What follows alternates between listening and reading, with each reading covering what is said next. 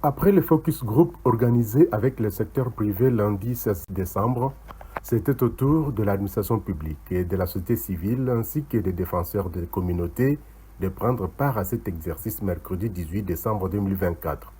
Au cœur des échanges, un dialogue stratégique sur l'amélioration de l'offre nationale d'actifs de carbone en RDC, tout en cherchant à positionner le pays sur les marchés mondiaux du carbone et en intégrant les principes de la transition juste. Il s'agit de voir comment est-ce que le gouvernement devrait améliorer les marchés des crédits carbone, d'autant plus que nous voyons à ces moments, il y a plusieurs actifs dans ce sens, mais il semble qu'il y a une faiblesse de la manière d'agir du gouvernement.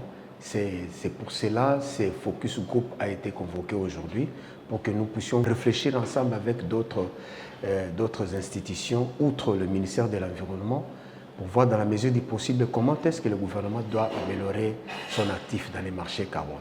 La première équipe, constituée des représentants de l'administration publique, particulièrement des délégués du ministère de l'Environnement et Développement durable, a apporté sa contribution pour un marché carbone digne de ce nom pour la RDC sur le plan juridique, financier et de respect des droits des communautés locales. L'important du gouvernement sur les marchés de carbone, ce n'est pas seulement de réguler, c'est d'abord de créer ce marché national. Il n'existe pas. Il est très embryonnaire dans l'état actuel des choses. Il est très embryonnaire. C'est quelques initiatives que vous voyez, vous entendez ERA, vous entendez WWF, vous entendez IBI Bateke. Vraiment, ce sont des initiatives à compter sur le bout des doigts, si on peut dire ainsi. Même lorsque vous allez dans les registres de différents standards, vous ne trouvez pas beaucoup de projets en RDC. On trouve aussi à peine quelques projets avec des foyers améliorés, etc. Et donc, il n'y a pas grand-chose à réglementer. On peut mettre en place toute une infrastructure de réglementation la mieux pensée possible, mais quand il n'y a pas de matière à réglementer, bon, on reste là avec ses règlements, son cadre, et puis il n'y a rien qui vient. Et donc, on a pensé que le rôle du gouvernement devait aussi inclure les approches pour donner de l'impulsion au marché, qu'il y ait vraiment plusieurs acteurs qui génèrent des crédits carbone. Le marché carbone constitue une opportunité pour la RDC pour renflouer les caisses du trésor public, harmoniser les actions et mobiliser toutes les parties prenantes en récompensant les efforts des communautés locales dans la conservation des écosystèmes forestiers.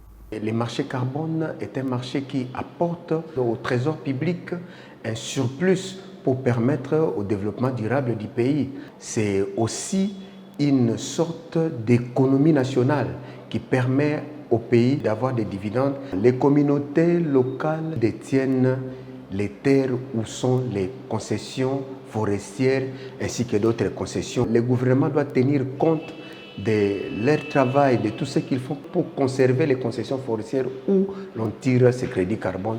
D'où ils doivent être bénéficiaires d'une part de la manière dont les crédits se vendent et d'autre part d'améliorer aussi leurs conditions de vie dans la société de ces communautés locales. La seconde équipe, celle des organisations de la société civile, des défenseurs des droits des communautés, a également réfléchi sur la même question de l'offre de crédit carbone en RDC. Elle a identifié les défis qui entravent l'accès de la République au marché carbone, proposé des mécanismes pour intégrer la transition juste dans les projets carbone, favoriser une collaboration étroite entre le secteur public et privé, tout en renforçant la transparence et la certification des actifs de carbone au niveau national. Okay. Donc la communauté doit être éclairée parce que lorsque nous parlons marché carbone, on ne voit pas est-ce que Bakosimba, ça ils doivent être sensibilisés. Cette question de clause sociale, moi je pense que notre code forestier devait bien définir parce que si je parle dans le secteur minier, vous voyez le secteur minier aujourd'hui, cette question a été bien réglementée, bien que ça pose encore problème, mais quand vous lisez la loi, vous voyez que la répartition est faite d'une manière, je peux dire d'une manière équitable, mais c'est seulement la gestion qui pose problème. Donc c'est une question que les codes miniers ou les codes forestiers plutôt devaient aussi régler cette question pour permettre à la communauté, à chaque fois qu'il y a des discussions sur les clauses sociales, qui vont participer à ces discussions, quelles sont les matières qui seront traitées au cours de ces... Parce qu'il se pose la question des matières lorsqu'on discute sur les cahiers des charges. On est en face des communautés qui ne connaissent absolument rien, qui n'ont pas assez d'informations sur les revendications qu'ils peuvent donner à ces entreprises-là. On peut se poser la question, mais pourquoi alors pourquoi ça ne fonctionne pas? Est-ce que ça serait, nous, société civile, quand nous allons sur terrain, nous ne facilitons pas assez bien avec les communautés? Il y a peut-être aussi une petite remise en cause qu'on devrait faire concernant notre travail peut-être sur terrain, qu'on ne fait pas d'une aussi bonne façon. Vous parlez de renforcement de capacité, je pense que c'est aussi nécessaire. Il y a lié de cartographier, soit de limiter les réserves entre les forêts de la communauté locale et la réserve. Parce qu'il y a des fois des bonobos, des animaux comme bonobo, qui vont dans des forêts non concernées par la réserve. Et ça crée des incompréhensions entre les communautés. Si c'est que ça a amené même des troubles, il y a eu même des morts. Moi, je pense que c'est civil pourrait aussi accompagner les communautés qui vivent dans ce genre d'endroits. Si réellement ces populations bénéficient justement de retomber cette vente de carbone, il faut que le civil soit là pour accompagner ceux qui devraient être des bénéficiaires de cette vente-là. La société civile peut mener un plaidoyer pour que au moins le gouvernement puisse avoir toute une loi spécifique pour régler le marché du crédit carbone.